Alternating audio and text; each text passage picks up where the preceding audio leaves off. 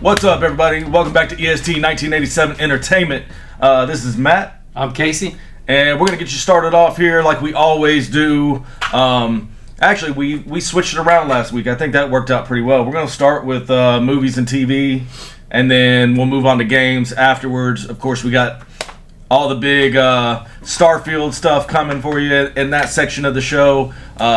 Talk about everybody's reaction to the game, stuff like that. Get Casey's impression of Sea of Stars as well. And then both of us hit up Broforce, which we talked about last week. We did a little couch co-op. Definitely had some fun with that. And then I went home and downloaded it. So second half of the show, those are going to be our topics. Casey's going to get us going with some movies and TV. And we'll start now. Yeah, so not really a big week. This is kind of a slow time of the year right now for stuff coming out. And like we talked about last episode, there's been more pushbacks now announced this week with Marvel. Loki's still coming out. This is part of the reminder. Loki's still coming out October 6th, but every other show has been postponed, some even removed from the schedule due to the writer's strike. So not looking good for next year at all. Yeah, probably going to start hitting pretty soon, actually. We'll get a few probably of our fall releases, both TV and movie-wise, and then after that, unless they had a whole bunch backlogged in the pipeline for shows and movies, probably going to be real slow as far as what we have to discuss here on the podcast and what you have to be able to watch at home. And I did just read online. I'm not sure if it's been completely verified yet, but they are also going after and trying to get the video game industry to strike as well, as far as I'm assuming voice actors, any of your talent that does the motion capture and stuff like that. So we're already getting hit in movies and TVs, and it's probably going to start affecting games and any other aspects of entertainment here shortly as well. So hopefully, like I said, they got some stuff logged in the pipeline, so we're not completely in the dust here as far as all of our entertainment. Or hopefully they'll just do what's right and come to some kind of agreement, and all this can end altogether. But yeah. I mean, I see both sides of the equation here. My thing is, don't sign the contract if you don't like the terms of it, though. At the same time, like a lot of these people agreed to this kind of stuff being done with their image and whatnot. And I actually read an article recently that they tried to do that to Jet Li and his moves in his movie for the one. Oh yeah, they tried to CGI or take it into AI and then reuse it. Yeah, and he wouldn't agree to it, and he didn't sign it. So, but at the same time, I think a lot of it is also you've got all this streaming and stuff coming up. These folks are filming their show to go on TV, and that's what's there from now. With these past contracts, that was pretty much all that's available. Now that every single studio is doing streaming on top of what's coming out straight to TV, they're paying for residuals for using that show if it continues to play on TV. But now they're selling these shows to streaming services for ridiculous amounts of money. And then now it's not being played on TV since it's on a streaming service. So these actors and stuff aren't getting residuals from it replaying on TV like it used to. The corporations and the studios are making back in shit tons of money for it streaming on any of these sites, and all of these actors and stuff have lost any kind of residuals that they would have gotten in the first place. And that's what happened with Black Widow and Scarlett Johansson at the height of COVID. They ended the theater run early, which affected her income, and put it on Disney instead. And that's why she was kind of like getting into suing them and whatnot. But then they came to terms and agreed to it. And I mean, and a lot of times, like, yes, because it was based, her income was based on box office income. Mm-hmm. And I mean, I understand 100% what you're saying as far as if you don't like the contract, don't sign it. But you also have, for the big name actors, that's perfectly fine. They've got money in the bank. But you've got a lot of actors and stuff just breaking into the industry. It's like, oh, I got a chance to be on this show. I can't. Yeah, they're I excited can't to turn sign that. I it. can't Yeah. turn that down. I'm living paycheck to paycheck, working as a server somewhere. This is what I really want to do. That you're not like, if that was me, I'm signing that contract. I'm getting in because that could make me big, and then eventually lead to other opportunities. Like, you can't. It's hard to ask the people who aren't making, the smaller actors and stuff like that, who aren't making money, to turn down an opportunity especially a business as tough as the entertainment industry is. But that's why you have your big name actors supporting it as well, because they're not necessarily worried about themselves. They're trying to take care of your background actors and stuff like that. You know what I mean? Yeah. That's just how if I feel all of about them it, were yeah. as genuine and giving as Keanu Reeves. Yeah, right. Yeah. Well, they'd give some of their money. if the whole world was a little bit better, if the whole world was Keanu Reeves, it'd be badass. But anyway, Loki October 6th, Craven October 6th, Sony's Spider-Man World. Not sure how I feel about that after the last couple movies they've done, but that's the release date. yeah. Okay. Yeah. Killer of the Flower Moon, October 20th, which is Martin Scorsese's a film, and you know he always uses the same people. It's going to have DiCaprio in it, and a bunch of other people, about finding oil basically on Indian reservation land, and the Indian family getting murdered and whatnot. So Martin Scorsese doesn't miss. I don't think I've seen anything that he's done that he doesn't do good. So I did see something. Is that a theatrical release date? it's an Apple movie, but it's coming out in the theater. Yeah, I heard. I think it might come out at the same time on both. Yeah, I heard they had. I don't know if it had been this way, but I happened to see something on Twitter or something that they announced a worldwide theatrical release for it as well. So if you want to see it on the big screen, which, like you said, Scorsese doesn't miss. So granted, it's free if you got Apple, but Scorsese. It's a different experience in the theater. Yeah, though. absolutely. So last week we talked about The Nun 2 from the Conjuring world. That comes out this Friday. So that's it for reminders. Did you watch the Expedition for the Back to the Future yet? I didn't. No. Okay. So HBO has this Expedition Back to the Future special, which is basically Doc Brown comes up in a DeLorean time travel machine. A Tesla time travel machine, and meets up with the host of the show. I can't think of his name right now. Somebody relatively big, or yeah, he's in a lot of shows actually. What's the name of the show? I'll look it up. While you Expedition explain. Back to the Future. Right. Well, Doc Brown comes up to the host of the show and gives him a newspaper from the future that the DeLorean's disappearing. So they go through this. He's got to go find Christopher Lloyd, the actor in Hollywood, and help him find the original DeLorean from the movie. And along the way, it's Josh Gates. Josh Gates is the host. Yeah.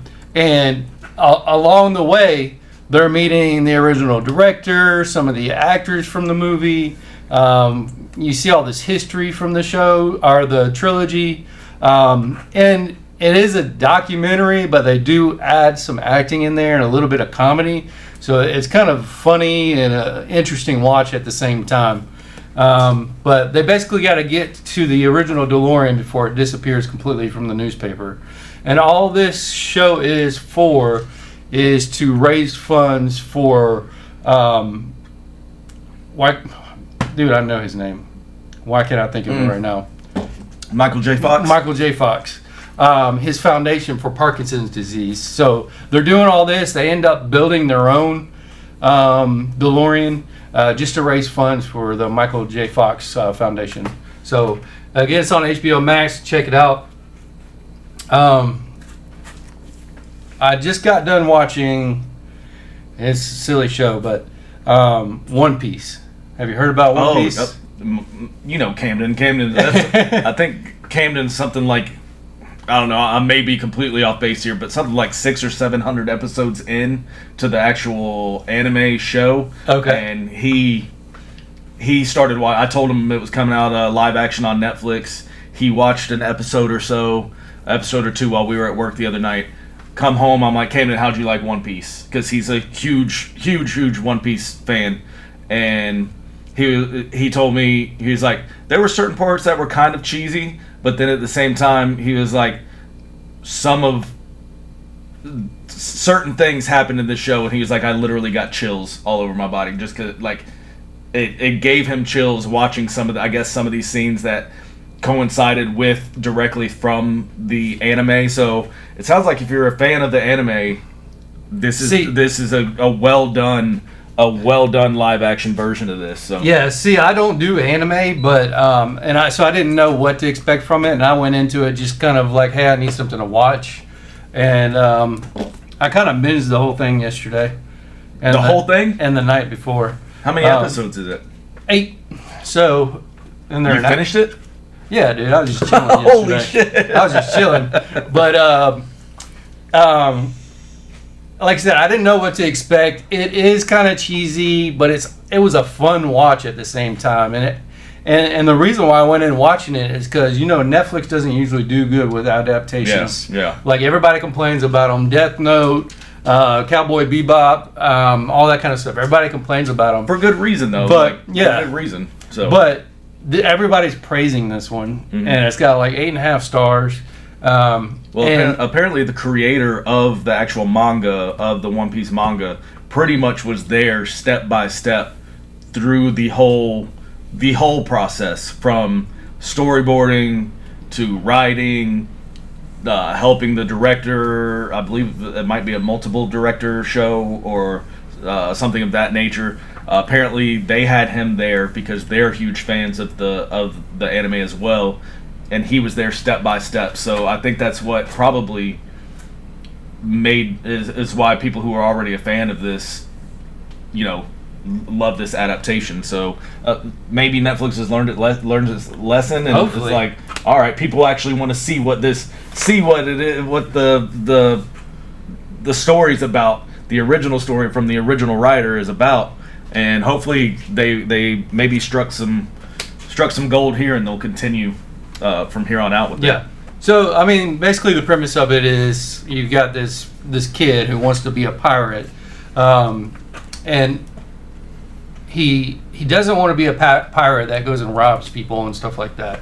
He just doesn't want to follow the rules, but he wants to live out on the sea. And this pirate, like, I can't remember how many, it was a couple decades beforehand, was murdered. Well, not murdered. He was executed for all the robbery he done and everything. And it's called the One Piece Treasure, where somewhere he has buried all of his treasure. So all these pirates are trying to find it and whatnot, and he ends up getting a map to get to it. And along the way, he just kind of meets these other little, I would say, misfits. They don't really belong to anybody. They're just kind of solo, doing their own thing, and they just start like joining his crew, and they're just trying to get to this treasure. But along the way, there's a lot of mishaps and fights and stuff like that. So it's very action packed. Again, kind of like powers and stuff too, right? From some of them do it. Yeah, it's something like the devil's fruit. If you eat the devil's fruit, you get some kind of powers. And the main character, Luffy, is basically Stretch Armstrong. He can stretch his arms and all that kind of stuff as far as he wants to. But he's also very strong.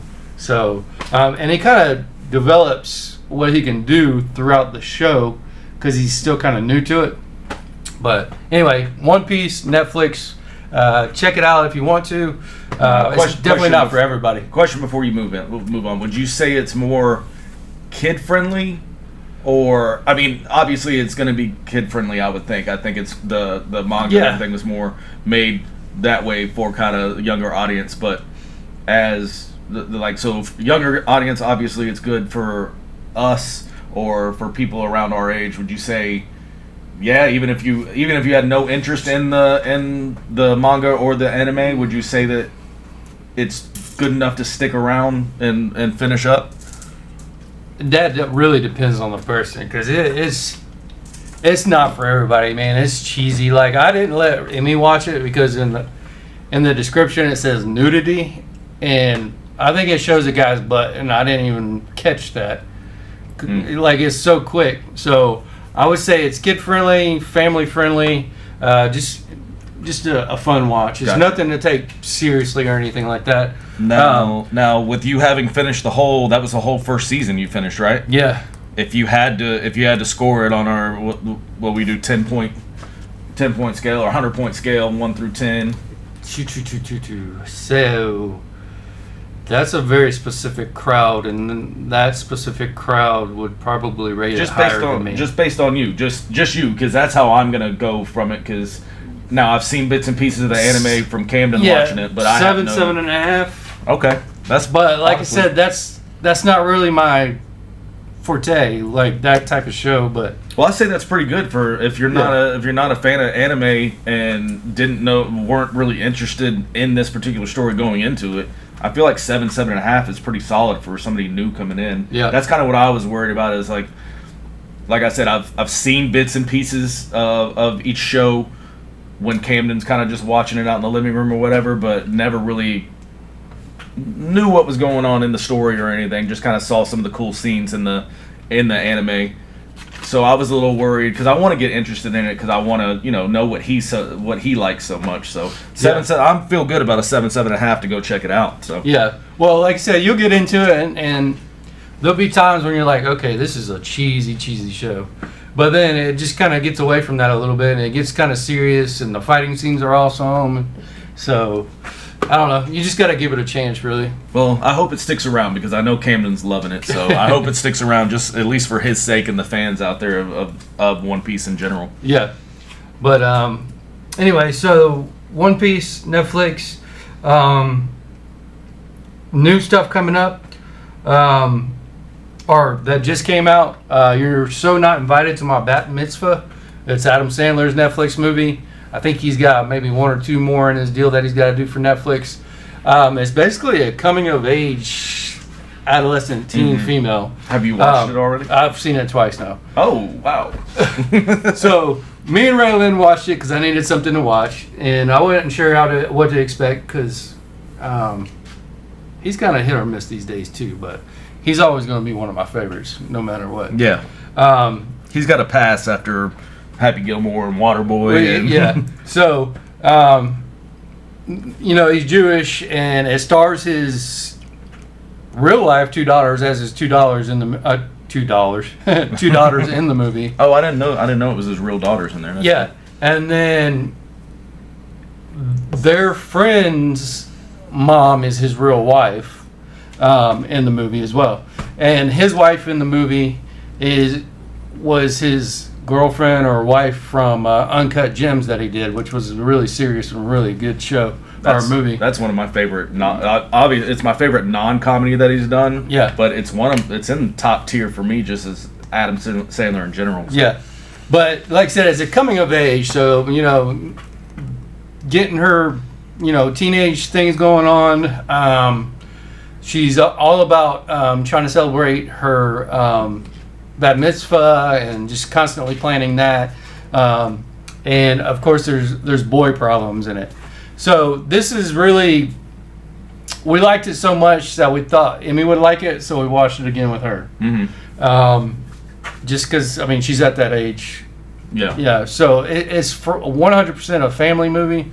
Like straight up comedy, or more serious with just comedic elements, or I don't know. It's kind of level. Like some of it was funny just because we know what they're going through and that kind of stuff. Just relatable. Yeah. So I don't know. I thought it was a good movie, but all right. Well, we rated One Piece. You've seen this twice. Where are you at? For the type of movie it was, I'd give it an 8. 8. Yeah. And I have seen this. This is, I believe, Adam Sandler's highest rated Metacritic movie that he's done. Yeah.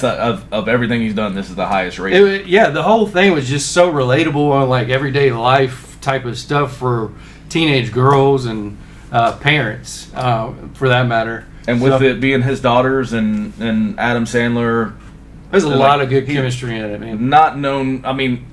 We love his comedic stuff. I thought he was phenomenal as far as his acting went in Uncut Gems.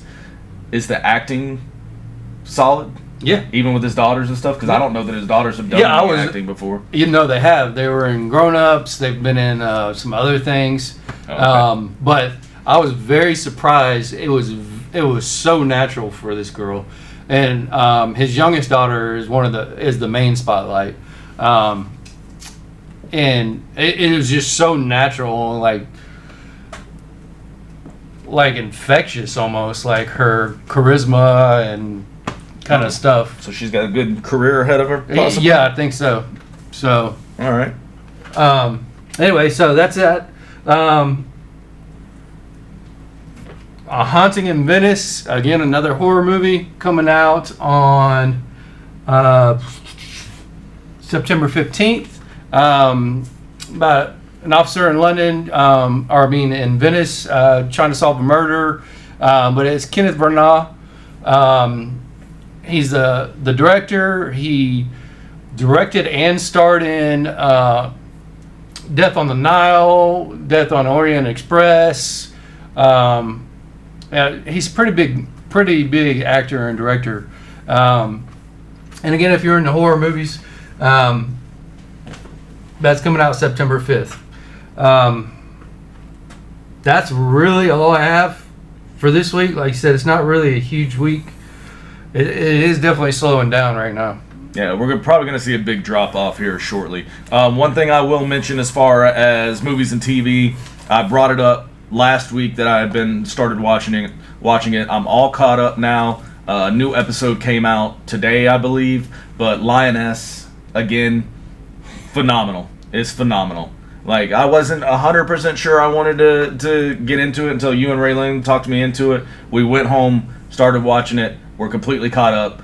It made me really mad when the last episode ended and there wasn't another episode after I forgot that I was on one of them shows that you can't just... Yeah, week to week. But. Yeah, I brought it up to you to watch because I want to watch it.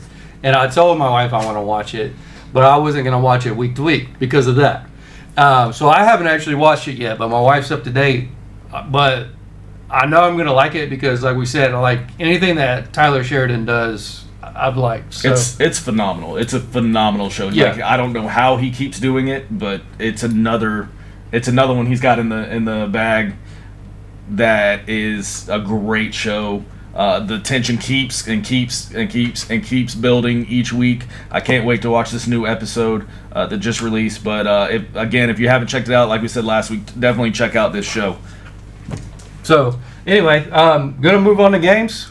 I'll give you a little bit of time here to talk, I guess. All right. So I kind of gave you a run through of what we got going on this week in games. We're gonna hold the Starfield talk to the very end. We don't have too much in front of it, but I did want to.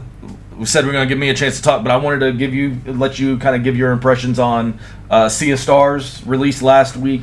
You're the only one who's had time to kind of pick it up right now, but I know you kind of texted me and was like, "This isn't my type of game." Yeah. So this is another one of those.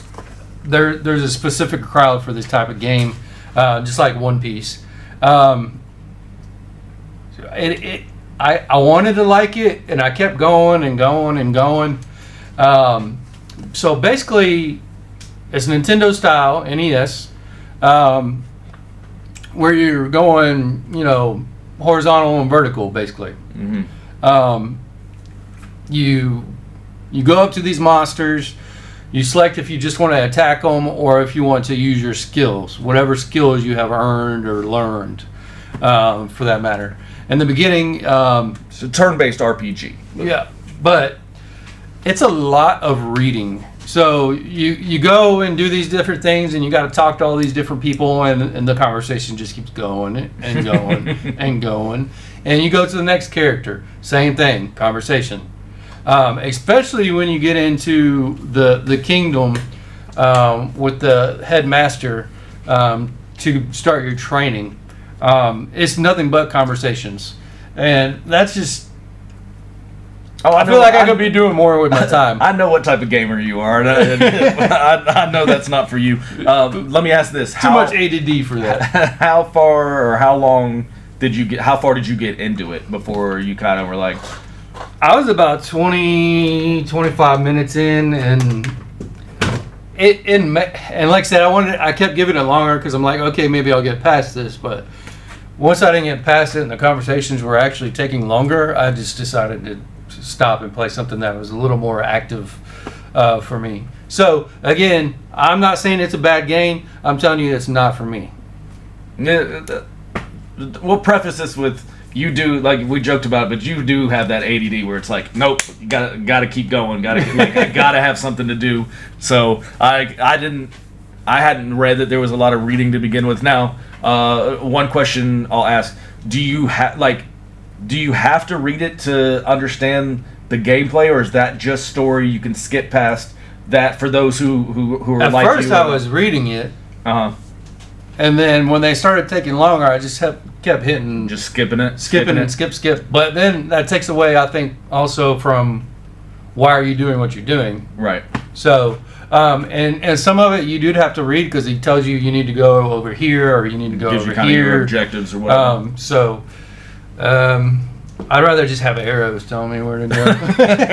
I get you. So, so not your game, but I will say it's probably more my type. I don't mind taking it a little bit slow. I get a little more patience when it comes to getting into a game like that, and maybe I'll give it a try, and maybe it does open it up an hour and a half into it, and then if I get there, I'll let you know if it does open up, or if it keeps on with the reading and stuff, I'll be like, yeah, don't even worry about it. This is a pass.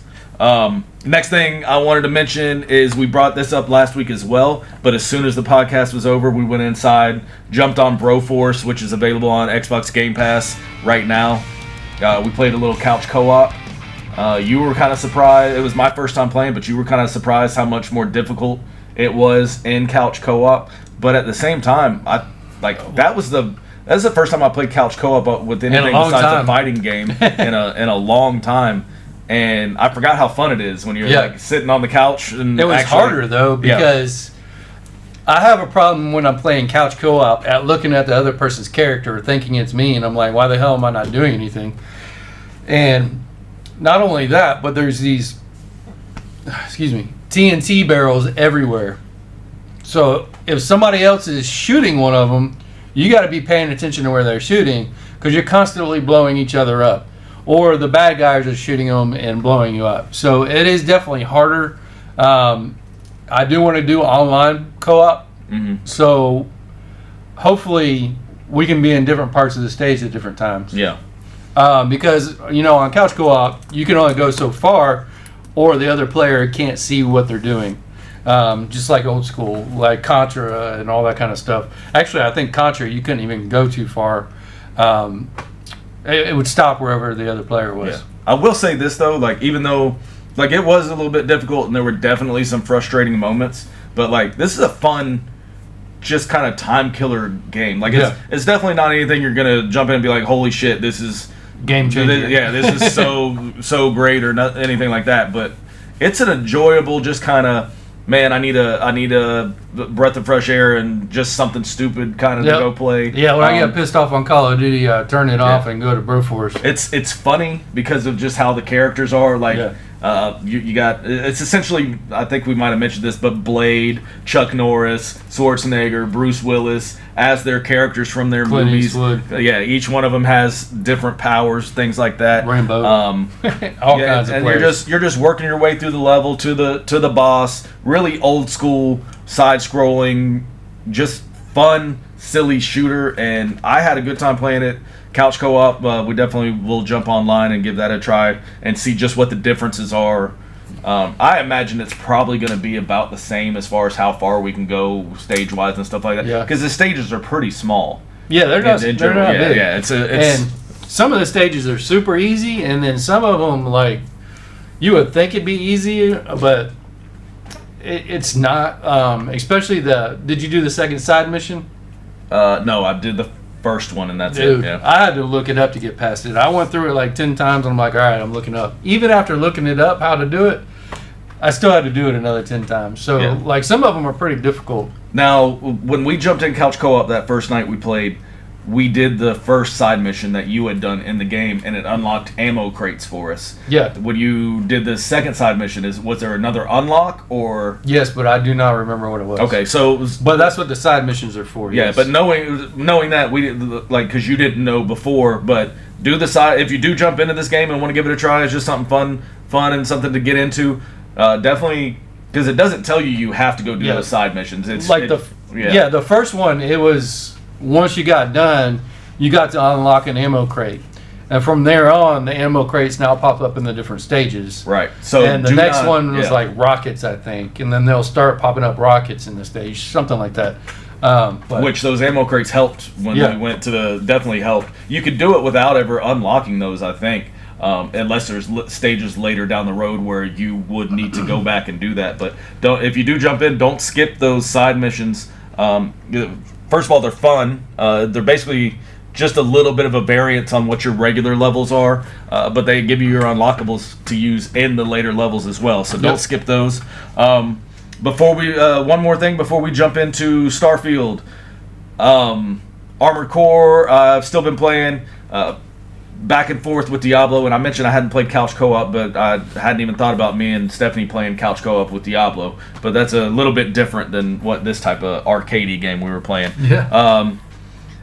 Again, still, if we get this out in time, the podcast will be out there. But hopefully we'll get the video out as well before the extra bonus XP and gold weekend is over for Diablo. If you're still interested in that, I know there's a lot else to play, so people are kind of might have jumped off of Diablo at this point.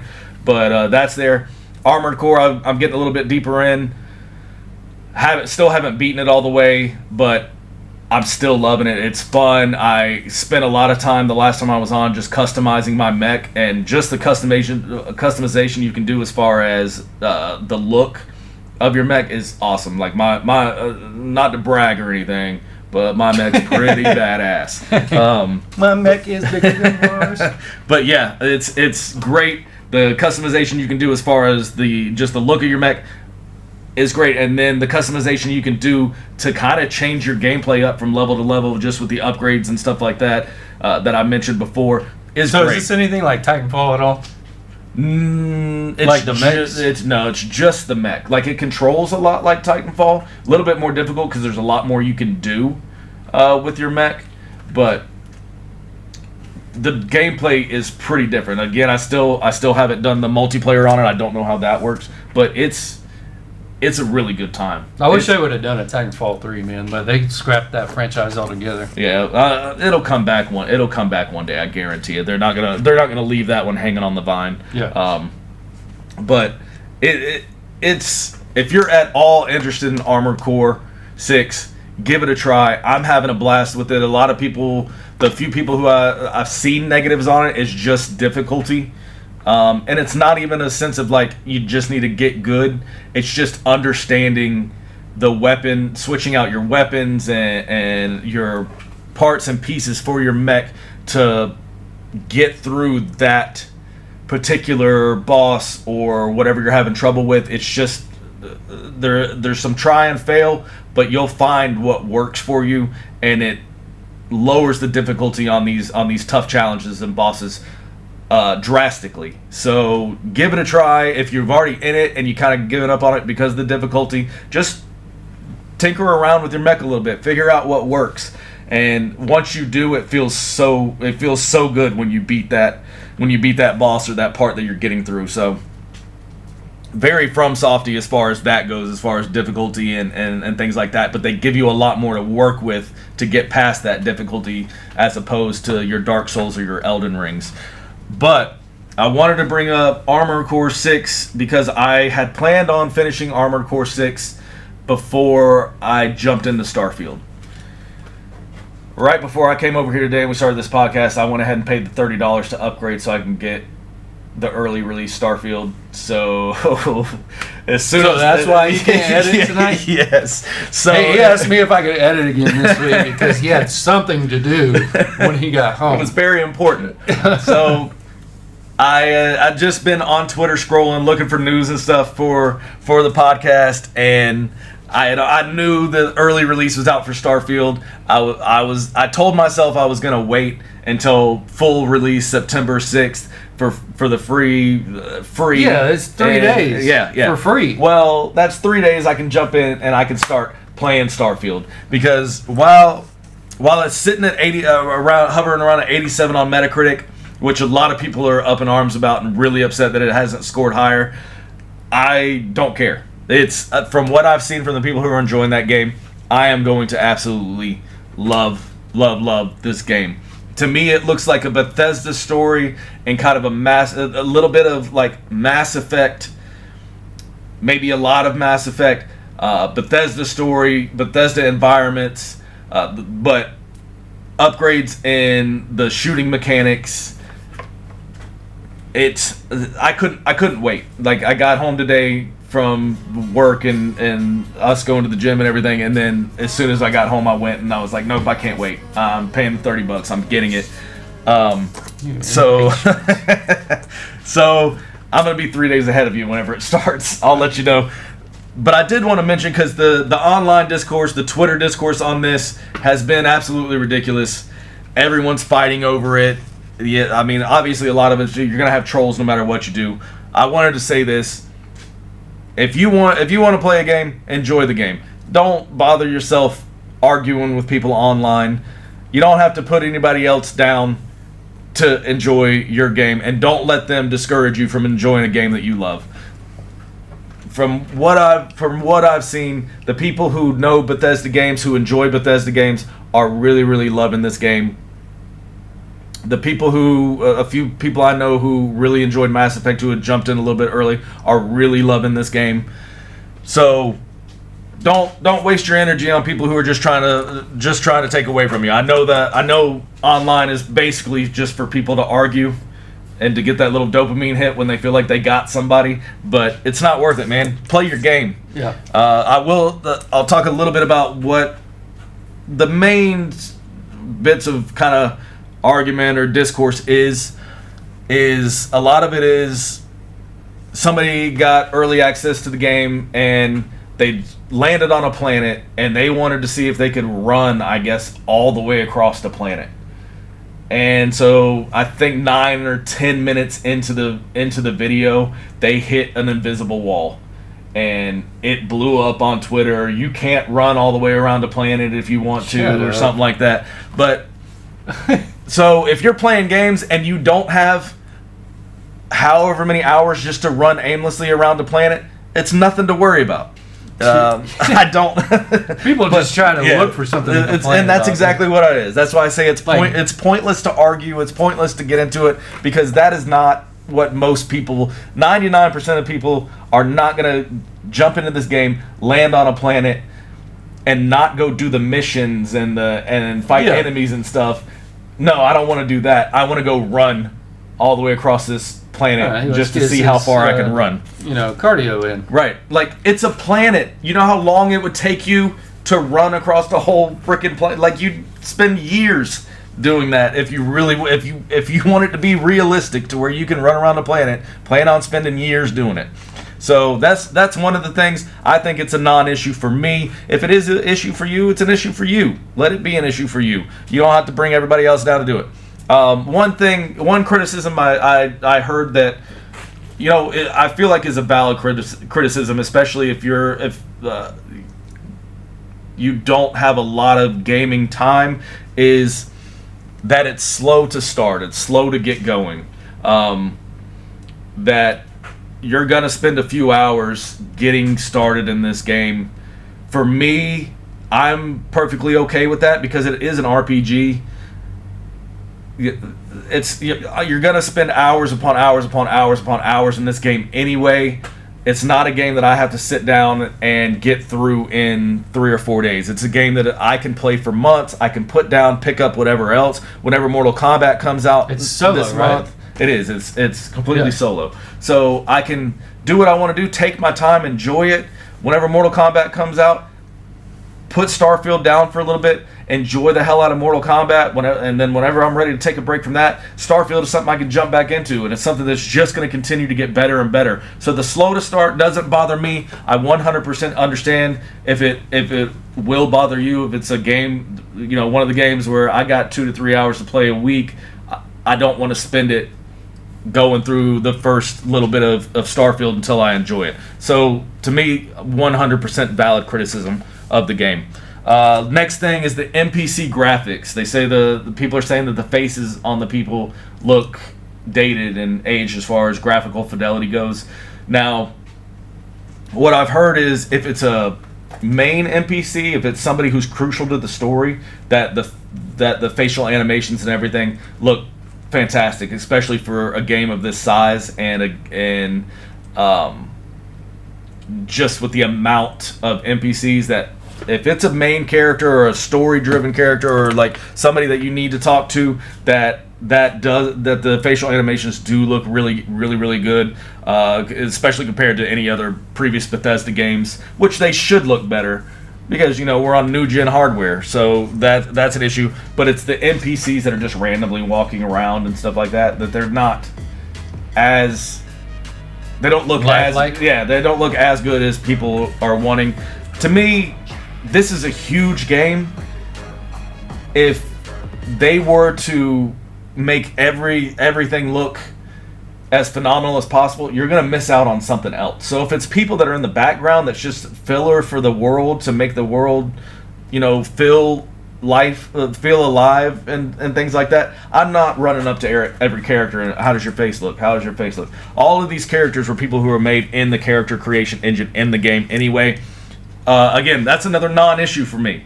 If that's an issue for you where it's going to take you out of it, okay, I understand that. Cool.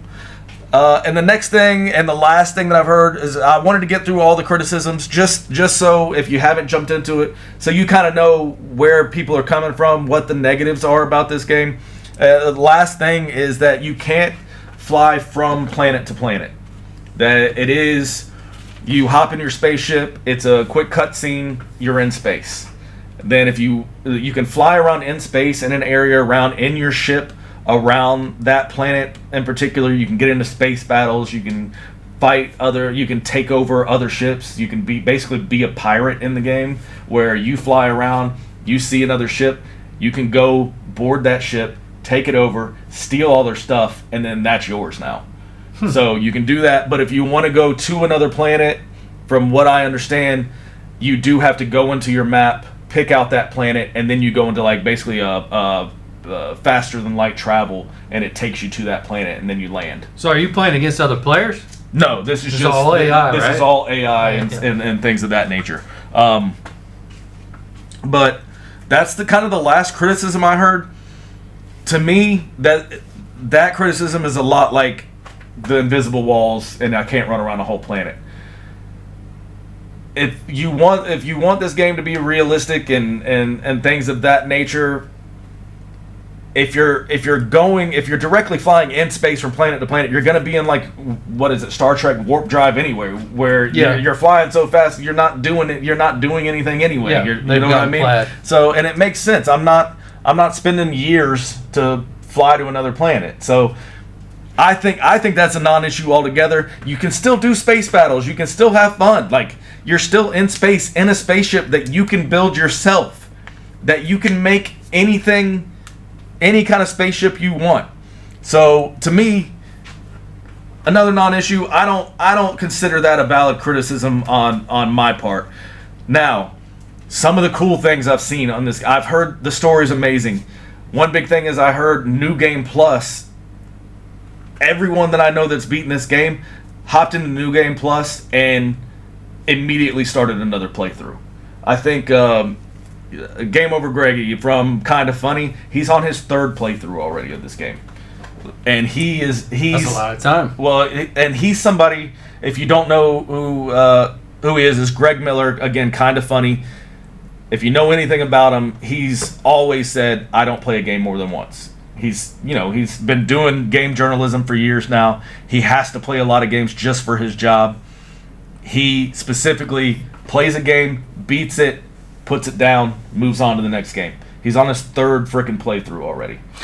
If that tells When did this come out? This well, he's had a review copy for I think 2 weeks now. Yeah. I think. Okay. So if that kind of just gives you an idea of how much people are loving this game.